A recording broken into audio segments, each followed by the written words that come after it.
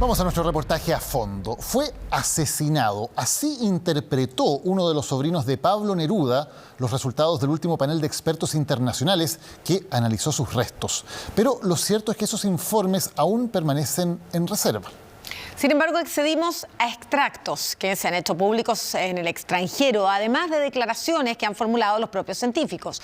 Y una de las principales conclusiones es que una bacteria estaba en su organismo antes de morir. Yo creo que hoy día ninguno de los peritos tiene duda de que lo mataron. Neruda estaba enfermo, estaba triste y se quiso morir. La enfermera dice que le inyectaron una jeringa con aire.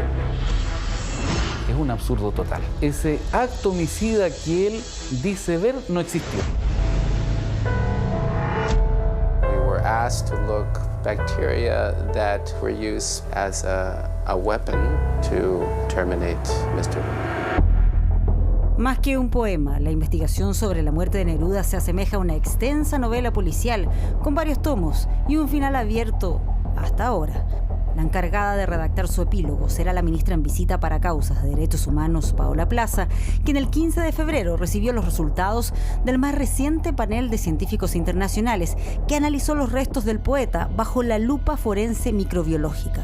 Debían indagar el origen del Clostridium botulinum, encontrado en el 2017 en un molar de Neruda. La doctora Gloria Ramírez, coordinadora de los peritos internacionales, hizo entrega de esos resultados y desde ese día, el 15 de febrero, se mantuvieron bajo estricto secreto. Solo conocíamos las interpretaciones de los abogados querellantes, quienes presenciaron parte de las exposiciones de los científicos. No debemos engañarnos, no podemos tapar más esto. A Neruda lo asesinaron. Recién está la entrega material de los informes, yo no los he leído. Pero pudimos conocer la opinión de algunos de los integrantes de este grupo de científicos, además de acceder a reportes que se han hecho públicos fuera de nuestras fronteras. Así, logramos ir reconstruyendo el trabajo de este grupo de expertos internacionales, cuyos informes aún permanecen en reserva. ¿Consiguen desentrañar el misterio de la muerte del poeta? ¿Logran responder la gran interrogante? ¿Fue asesinado Neruda? Lo que puedo decir es que la ciencia no ha descartado la intervención de terceros en este momento. La voz que escuchamos corresponde nada menos que a una de las integrantes de este panel de expertos que analizó los restos de Neruda, la investigadora de la Universidad McMaster de Canadá, Debbie Poinar, en una entrevista que concedió al programa The Current de la también canadiense CBC Radio. Para corroborar sus dichos, nos contactamos con una de las encargadas de revisar esta investigación, la académica alemana Maria Paz-Weischer, doctora en microbiología e ingeniería genética. Si se encuentra una Clostridium botulinum en el cuerpo de una persona muerta, es claro que eso o bien fue el responsable de la muerte directamente o ayudó a activar la muerte. ¿Por qué no se descarta la intervención de terceros? Para eso era necesario resolver otra pregunta. ¿Estaba el Clostridium botulinum en su sangre al morir o llegó a su organismo después de fallecido al contaminarse sus restos? Mary Louise Kampmann, genetista forense de la Universidad de Copenhague, quien también formó parte del panel de expertos, cree que no se puede descartar que la bacteria ingresara al cuerpo después de la muerte de Neruda, según lo publicado por la revista Nature. Pero eso se contradice con los extractos publicados por la revista mexicana Proceso, de los que hemos ido chequeando su veracidad, y donde se plantea que del trabajo de la Universidad McMaster y del laboratorio de Copenhague queda demostrado que había Clostridium botulinum en la pulpa del molar y que esta bacteria estaba presente desde antes de su muerte. Definitivamente estaba en su torrente sanguíneo con él cuando murió, porque extrajimos ese ADN de la pulpa del diente, donde es realmente rico en suministro de sangre. Sí fue demostrado que no fue una contaminación externa, pero eso pienso que ya fue demostrado. Esa bacteria no tiene que estar en el cuerpo humano. Si está, no es normal.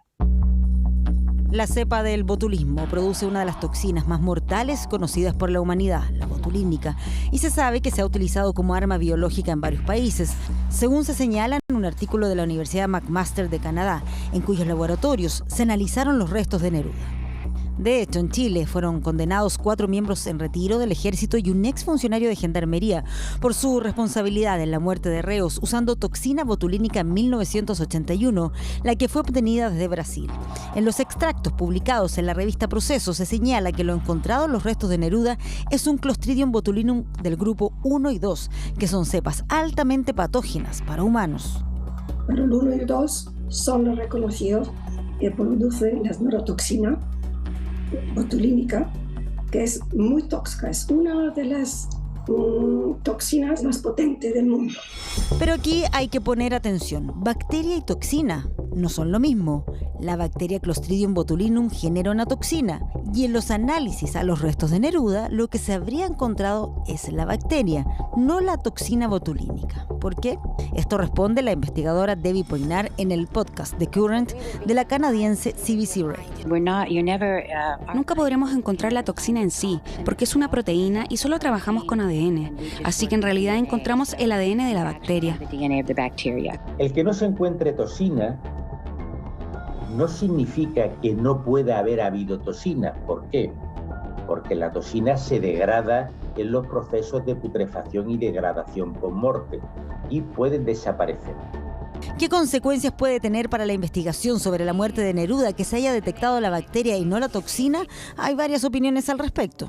Estamos en una situación de incertidumbre que afortunadamente puede tener una solución. La solución pasa por el resto de material óseo que queda del poeta, intentar recuperar una mayor cantidad de ADN de esa bacteria, reconstruirla al 100% y saber si en el momento previo a la muerte ese patógeno, para entendernos, estaba activado. Científicamente sería estupendo si uno podría decir 100%, todos esos genes están ahí, todo esto. En mi opinión, tanto que microbióloga, soy microbióloga bioquímica, yo digo, cuando esa bacteria está ahí presente, ya es para mí suficiente. Si tenía una cepa tóxica, ¿cómo llegó ahí? Es lo que se pregunta en el New York Times Charles Brenner, un investigador forense de California quien también participó en el panel de expertos. Eso es más una cuestión de imaginación, no de ciencia, responde. Para mí, lo más importante es que el Clostridium botulinum está presente y no tenía que estar presente. Claro, ¿quién lo puso ahí? Eso no es mi cuestión. Y es que, claro, esa pregunta traspasa los límites científicos y tendría que ser respondida considerando todos los elementos de esta investigación. Según los extractos de los informes publicados en la revista Proceso, estas cepas de Clostridium botulinum no integran la microbiota natural del ser humano y solo pueden ingresar por vía hematógena, o sea, por la sangre. Pero de acuerdo a nuestras investigaciones, ese párrafo no termina ahí.